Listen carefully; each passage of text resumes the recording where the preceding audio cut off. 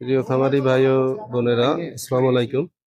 আপনারা যে কেসটি আসলে দেখতে পাচ্ছেন, এটা হচ্ছে যে একটা বাছুর 17 দিন যার বয়স, আমাদের পার্শ্ববর্তী উপজেলা থেকে আসছে। জন্মের সময় ডিস্টোকিয়া হওয়ার কারণে গ্রাম্য অদক্ষ দায় দ্বারা আসলে যে এই ব্যবস্থাটা হয়েছে, এক পা ধরে তাকে খুব জোরসে টানার কারণেই কিন্তু এই অবস্থাটা এখন। সামনের এই যে লেফট লেগটা একেবারে অকার্যকর অবস্থা হয়ে গেছে, যেখানে এখানে জয়েন্ট ডিসপ্লেসমেন্ট হয়ে গেছে।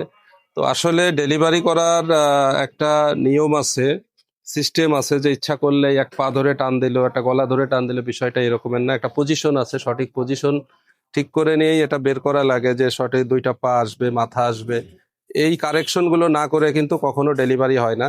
এখানে যে কাজটা হয়েছে, এক পা বের হয়েছে, এক পা ধরেই টানাটানি করার কারণে কিন্তু এইটা হয়েছে। তো কাজেই আমি খামারিদেরকে বলবো, যারা হতে পারে সমস্যা ডিস্টোকিয়া বা অন্য কোনো দক্ষ দাই বা দক্ষ ভেটেরিনারিয়ান ছাড়া আসলে কখনো এগুলো করবেন না। কারণ শুধু বাচ্চাটা বের করাই গুরুত্বপূর্ণ না, এটা ভবিষ্যৎ চিন্তাটা করতে হবে। গায়ের যেমন বাছুরের ব্যাপারটাও যেমন ভাবতে হবে, সাথে সাথে গাভীর ব্যাপারটাও ভাবতে হবে।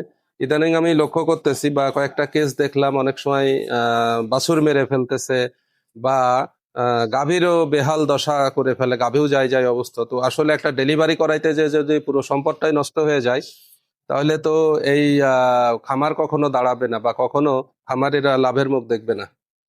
তো এ বিষয়ে অবশ্যই সচেতন হবেন এবং দক্ষ ভেটেরিনারি ডাক্তারের শরণাপন্ন হবেন। ধন্যবাদ।